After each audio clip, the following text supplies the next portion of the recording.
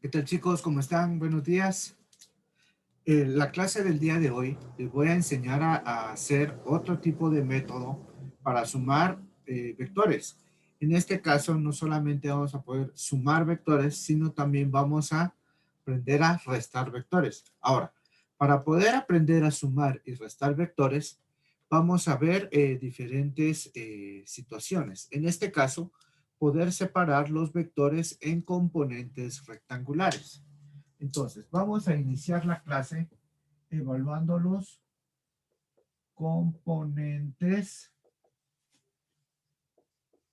rectangulares de vectores. Ahora, ¿cuáles son los componentes rectangulares de vectores? Yo puedo hablar que los vectores pueden representarse de dos formas. Ahora, ¿cuáles son esas formas de los vectores? Por ejemplo, tenemos esta representación, que es la que nosotros hemos estado trabajando. Por ejemplo, que yo puedo decir acá 5 metros a 30 grados. Si nosotros miramos, yo sé que este es el norte y este es el este. A esta forma o a esta notación se le llama vectores en formas polares, ¿sí? En formas polares. Y también tenemos un vector, pero en otra notación. XY puede ser el mismo vector, 5 metros, pero en este caso no vamos a hablar de una forma polar como aparece acá, sino vamos a verlo de forma rectangulares, componentes rectangulares. ¿A qué me refiero con componentes rectangulares? Se le llama componentes rectangulares porque, si ustedes se dan cuenta, en esta notación se forma un rectángulo. Ahora, ¿cuáles son las partes de ese rectángulo? Las partes de ese rectángulo va a ser, hablemos de que este es vector A,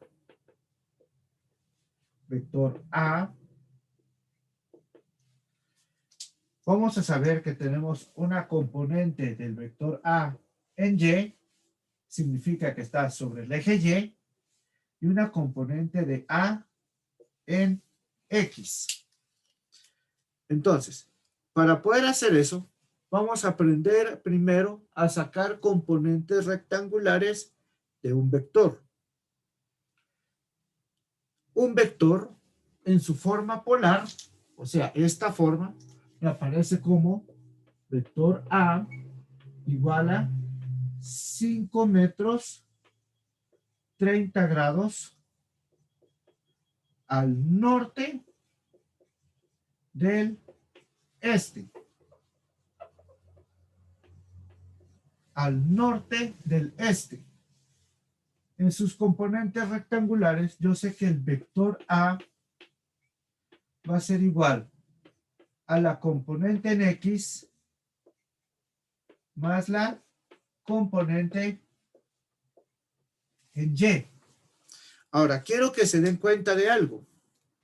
Las componentes rectangulares, la componente en X siempre va a ir marcada con una letra I. Y la componente en Y siempre va a ir marcada con una letra J. ¿Estamos, chicos? Ahora, ¿cómo puedo saber yo cuáles son los valores de esto? Miren, para poder conocer los valores, yo voy a utilizar este grado. ¿Cómo? Pónganme atención. La componente en X va a ser igual al vector por el coseno del ángulo. En este caso, yo sé que la componente en X va a ser igual al vector, que es 5, por el coseno de 30 grados. Por lo tanto, ustedes van a usar su calculadora Yo sé que 5 coseno de 30 es igual a 4.33. 4.33. La componente en Y va a ser igual a vector A por el seno del ángulo. Por lo tanto, la componente en Y va a ser igual a 5 por el seno de 30 grados, que es igual a 2.5. Ahora, quiero que se den cuenta de algo. Como el ángulo son 30 grados, para obtener la componente en X, utilizo el coseno. Para obtener la componente en Y, utilizo el seno. Ahora, esto se utiliza si solo si el ángulo está marcado del eje X hacia el vector. ¿Estamos? Voy a repetir.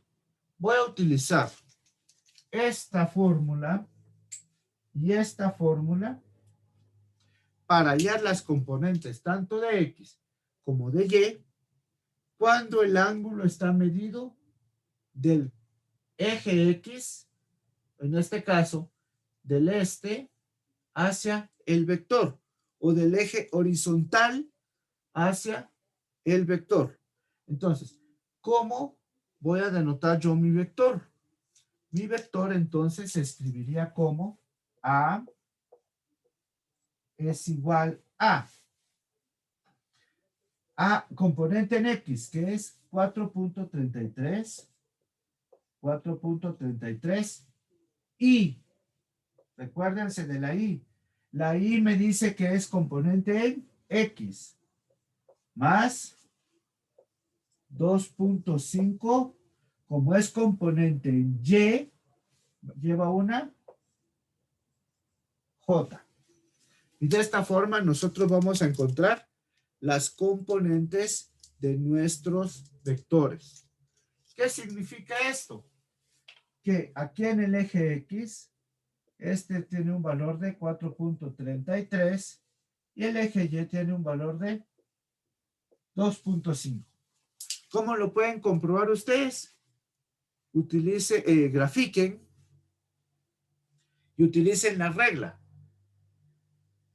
5 centímetros y sáquenle líneas rectas para abajo y miren cuánto tiene cada una de esas rectas y les tienen que quedar estos valores. Vamos a hacer otro ejercicio buscando las componentes rectangulares de otros vectores. Verifiquemos este nuevo vector. Ahora, a simple vista, yo sé que ustedes lo pueden graficar y sé que ustedes pueden decir, bueno, ese vector está al sur del oeste, necesito un plano que esté en el sur y el oeste, y si ustedes lo grafican, les puede quedar de esta forma. Ustedes saben que aquí tenemos 60 grados y este es el vector B igual a 7 metros. Obviamente ustedes tienen sus instrumentos de medición. Ustedes acá buscan las componentes rectangulares